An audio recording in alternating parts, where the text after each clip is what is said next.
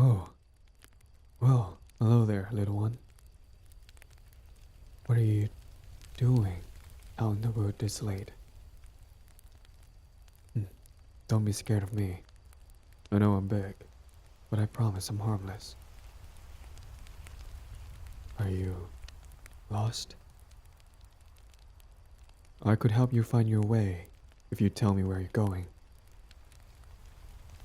Oh, you look sad, little one. What happened? Come, sit by the fire with me. It's okay. I promise I won't hurt you. Here, have my coat. It's nice and warm. You must be freezing.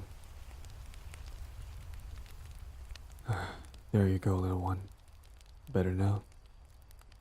Come, the fire will warm you up again. Have a seat. Are you hungry? That's alright. I have a little left over.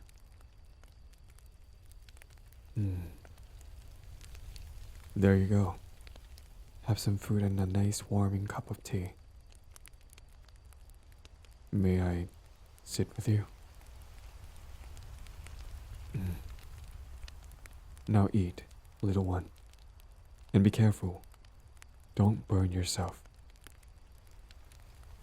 If you don't mind, you can tell me what brought you out here after dark.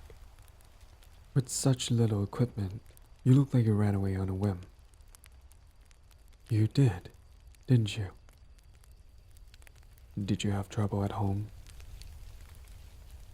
Shh, little one. I apologize for prying. Don't cry. You're safe now. You don't have to talk unless you want to. I will keep you safe. You will be okay. Oh, you poor, poor thing. You can sleep here for the night. Tomorrow, I can take you to the next town over. There, we will find you work and a place to stay. Sound good? And don't worry, I'll make sure you sleep safe and sound tonight. I'll be right there when you need me. It's okay, little one. I really don't mind. I'm just glad I can help. It must be terrifying, running away like this in the middle of the night. You're lucky you stumbled across me, rather than a camp of thieves. I might not have much left to share, but I am more than willing to give whatever I do have. I can handle myself. I don't need much to survive. Don't worry, little one. You really aren't giving me much trouble. Now eat, and let the warmth of the tea comfort you. Everything is all right now. How do you like the food? Is it good? I'm glad you like it. It's nothing special, but it's enough to fill an empty stomach. And the warmth should help calm you a little. I always find eating takes the edge off of difficult situations. Your body is busy, so it's a good distraction.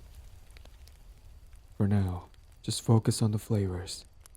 Focus on the sound of the firewood crackling. Hear the wind rustling through the trees. Do you want to tell me what you can see? If your mouth isn't full, of course. It always helps me calm down. Just taking a closer look at colors, shapes, and objects around.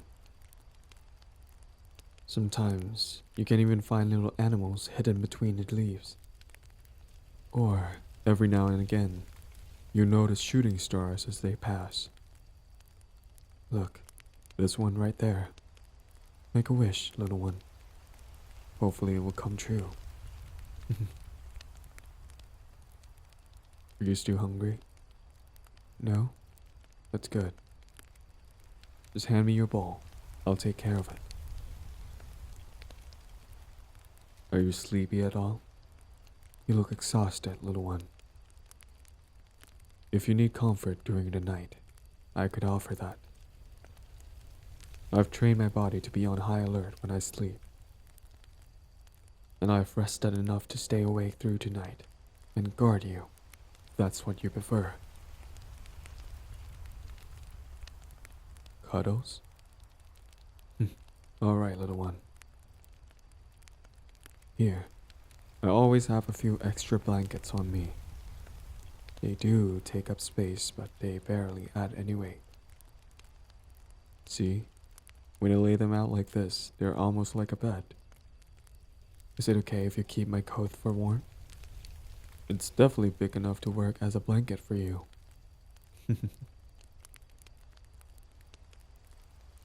Cozy? Good. I'll just have this blanket here.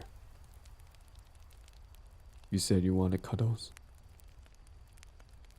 Alright then, kid. Just lay down and relax. You're safe.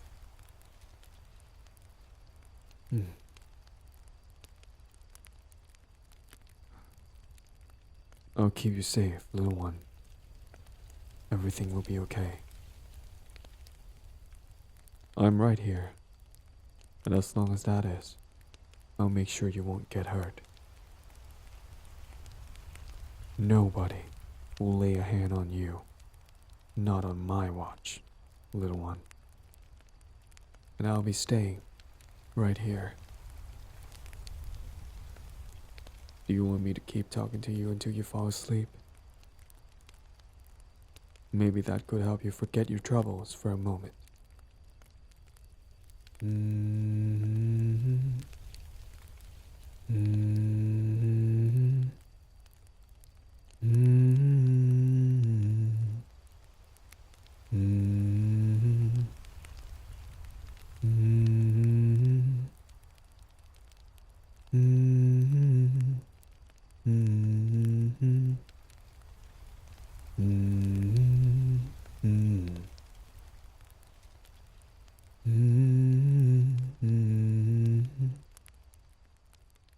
It reminds me.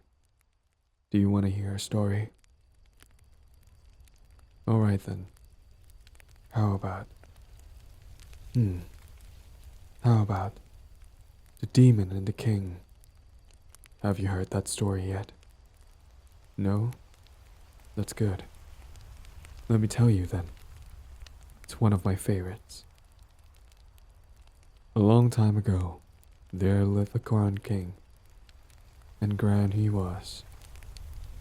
He was the overlord of many domains, bringer of peace, and liberator of people. He ruled his nations good and fair, treated his servants with decency. But demons he could not understand. A demon had once killed one of his closest men, a friend. So, filled with wrath and sadness, the king went out and swore he would kill any demon he'd come across. And so, he did, finding those monsters and slaying them.